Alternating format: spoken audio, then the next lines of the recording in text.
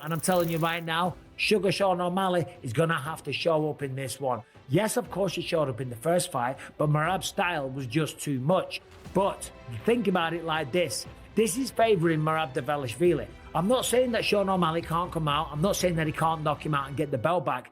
If you speak to Merab, which I have done, he said in that last round, you know what, Sean? I think he has the persona of like a cocky guy, but I don't think he's really like that. Like, he's really flamboyant on social media, on YouTube and all the rest of it. But I think that Sean is like a grounded guy who works hard. For me, Merab is like, I don't know what's going on with him because his cardio and conditioning is unbelievable. Yeah, I've never seen anything like it. Sean could not wrestle. Imagine not being able to wrestle in camp and you got to go face Merab. Who's going to get you on the ground? He's a animal. That guy's superhuman.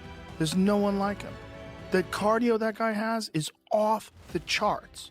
It's just off the charts. I've never seen anything like it. He doesn't get tired. Yeah. And he's full gas, no breaks, the entire fight. It's just smothering. Yeah, the Merab rematch with Sugar Sean. That's an interesting fight. Very interesting fight. I do not know how Sugar Sean keeps that guy off of him, but I do like what he's been doing. Got off social media, stopped smoking, just dialed in. Got his hip fixed, which was a big problem. Before we kick things off, make sure you hit that subscribe button so you don't miss any of the latest stories and fight news. Now let's jump right into it. Joe Rogan recently made waves with a bold prediction for the upcoming rematch between Sean O'Malley and Merab Dvalishvili. But there's a twist. Merab picked up a broken toe during training, slowing his momentum slightly. Even with that injury, Merab hasn't taken his foot off the gas. He's staying disciplined, focusing on recovery, and reshaping his training to maintain peak form. It might have changed his routine, but he's still fully committed. Those around him believe he'll bounce back strong and that the setback won't affect his in-cage performance. Why you breaking my toe, my That was you. You kicked me in the head, broke your toe. That's your fault. Yesterday. I'm gonna cut it off. It happened today. This guy broke, yeah. This guy was witness. That's good. Meanwhile, Sean O'Malley opened up about how things are different this time. For the first time in camp, he's been training in a full-sized cage at the new facility. Last time, they used a cage inside his warehouse. No aircon, barely any sparring. Now, he's moving freely in the larger cage and says it feels like switching from shooting hoops on a half-court to a full one. To him, it just makes everything feel more legit, and he believes it'll make a real difference come fight night. How much has training in the bigger cage in the new gym helped you prepare for the rematch? Does it help you visualize things better fighting in the same cage as the big show? This is the first time we're really getting to utilize it. Last camp, we had it in my warehouse. It was summer, didn't have AC, couldn't really, I don't think we even sparred in it. This is the first time we really used it. So, we'll see. I feel like it's going to help, though. I feel like it's definitely, it's a, more realistic look. It's like playing. Fucking moving good. Yeah, like it's like practicing on a full court basketball court and then playing on a full court instead of practicing on a half court and then playing full court. So I definitely think there'll be benefits to it. That's a good analogy. Joe Rogan went deeper into his thoughts on this matchup. He called the fight fascinating and questioned how Sean could stop Merab's forward pressure. That gas tank, that smothering pace, it's a nightmare for anyone. Still, he gave Sean props for leveling up. Sean ditched social media, quit smoking, and got laser-focused on training. He even had surgery to fix his hip, which had been bothering him for years. Rogan clearly respects the growth O'Malley's shown going into this one. Yeah, the Merab rematch with Sugar Sean. That's an interesting fight. Very interesting fight. I do not know how Sugar Sean keeps that guy off of him, but I do like what he's been doing. Got off social media, stopped smoking, just dialed in. Got his hip fixed, which was a big problem. Rogan also pointed out that even top-tier grapplers like Umar Nurmagomedov found it tough to deal with Merab's grind. He described Merab as crazy, in the best way possible. He's one of the few fighters who can fight at full intensity from start to finish without fading.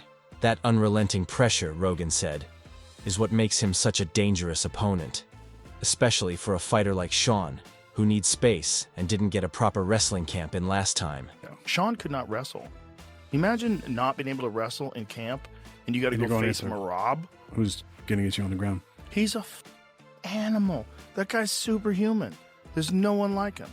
The cardio that guy has is off the charts. It's just off the charts. I've never seen anything like it. He doesn't get tired. Yeah. And he's full gas, no breaks, the entire fight. It's just smothering, Yeah. overwhelming people. Even Nurmagomedov, who's also an animal, Yeah. he couldn't keep him off of him. I know. This mother crazy. Michael Bisping chimed in as well. He admitted Merab's overwhelming style caused serious issues for Sean in the first fight, but he doesn't count Sean out. If O'Malley's at his sharpest, Bisping believes he can win. He pointed out a late moment in their last fight when Sean hurt Merab, a reminder that even someone as tough as Merab isn't untouchable. With Sean's height, reach, and knockout power, Bisping sees a real path to victory. He also praised O'Malley's work ethic, saying he's a dedicated athlete who gives 100% to every training camp. According to Bisping, Sean will come into this next fight fully prepared. And I'm telling you right now, Sugar Sean O'Malley is going to have to show up in this one. Yes, of course, he showed up in the first fight, but Merab's style was just too much. But you think about it like this is favouring Merab Dvalishvili. I'm not saying that Sean O'Malley can't come out. I'm not saying that he can't knock him out and get the belt back. If you speak to Merab, which I have done, he said in that last round, Sean O'Malley cracked him and had him hurt. It was very honest of Merab Dvalishvili to say that. That's going to give Sean a lot of confidence. He's going to know, listen, he's only a human being. He can be hurt, and I have the power to do that. He also has the skill, the style, the reach, the range, and just the finesse to be able to land those kind of blows. And we know that Sugar Sean O'Malley is a very proud man. He takes his sport very seriously. He is dedicated to his craft. So he's going to be leaving no stone unturned, all that cliched stuff. Kamaru Usman gave his perspective, saying that from the outside looking in, he felt either Sean or Petr Yan could have been awarded the win. He also mentioned that fans don't always see what's happening behind closed doors.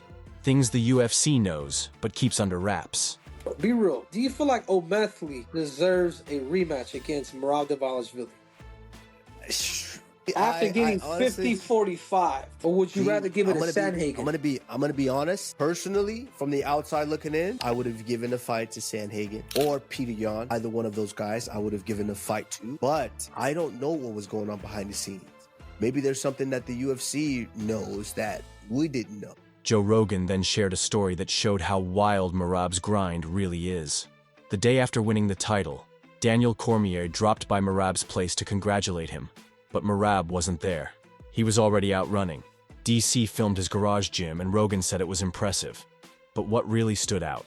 Merab had just won the belt, and he was back training less than 24 hours later. Rogan called him a freaking animal. And then when DC went to visit him on Sunday, the day after the fight, he was out running. What? Yep. DC went to his house to congratulate him, and he's like, and DC made a video of it because he showed a video of Merab's gym. He's got this gym in his garage, pretty dope. And he's like, this mother out running. He just won the world title. The next day he's running. He's an animal, man. He's a animal. And if that wasn't enough, Rogan recalled the time Merab literally picked up Henry Cejudo, an Olympic gold medalist and two-division UFC champ, hoisted him over his shoulder, and casually carried him over to Mark Zuckerberg while smiling and chatting. To Rogan, it was mad. Merab carrying someone like Cejudo like it was nothing. It was just another example of how physically dominant and confident the man is. That guy does not get tired. He's wild to watch. You see him with Henry Cejudo. He's got Henry Cejudo picked up over his shoulders, and he's talking, and he walks him over towards Mark Zuckerberg. It's Henry Cejudo. That's an Olympic gold medalist, and you're carrying him around like he's a kid on a schoolyard. Up. You have to understand how crazy it is that he's carrying around that guy on his back. Two-division UFC champion. He won the flyweight belt and he won the bantamweight belt. And Merab is literally toying with him. He's smiling. And Sean O'Malley said he's feeling a new kind of energy this camp. He's confident the changes he's made will show, and he's excited to step back into the cage. All those sacrifices and lifestyle shifts, he says they'll pay off in a big way. Last camp we had some going on. I don't want to sit here and make excuses. We had a great camp. We showed up. I was in shape. We did what we could with what we were able to do. This camp, it's already been a lot different, and feeling good. So super excited to be able to go out there, take care of business. I feel like a lot of things I've made change-wise in my life are going to attribute to my performance. One of the biggest adjustments Sean made was cutting himself off from social media. Back in January, he handed over control of his accounts to Garrett and Sono. A few months in, and he's already noticing how much more focused he feels. and he's convinced it'll translate to better results in the cage. For example, not being on social media. I decided 2025, I'm done with social media. You know, Garrett and Sono are just running all my socials. I don't get on social media, and I feel like that's changed my life. It's only been, you know, January, February, March. It's been 3 months, but I literally feel like it's changed my life. And I feel like that's going to play a role in my performance. I think all those little things like that, making decisions like that, sacrifices, if you will. I don't think it's a sacrifice, but in a sense, it's like giving up something. I feel like that is going to help with performing in the future. Recently, Sean dropped a behind-the-scenes training video that lit up social media. It featured him showing off his elite striking, smooth footwork, razor-sharp combos, speed, and power. He spoke on mindset, too, stressing the need to constantly evolve and sharpen every area of his game. The dedication was clear, and fans couldn't wait to see what he delivers next. Before the UFC even made it official, Merab had already told fans the rematch was coming. He didn't mince words either. He warned Sean he'd finish him again when they ran it back.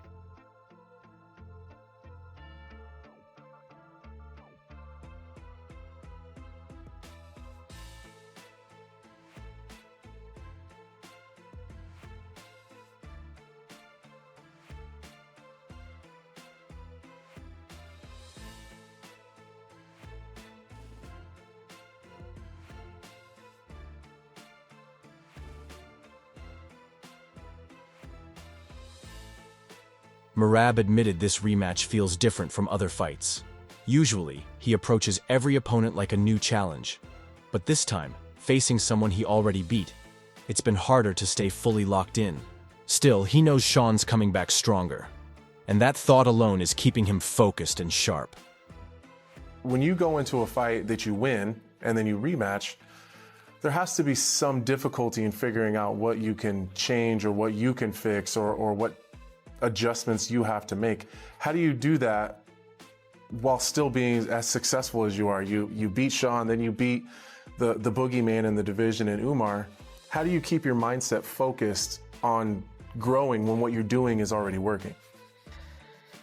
Yeah, before I was just focused for step by step, you know, every next fight, every next opponent, new challenge.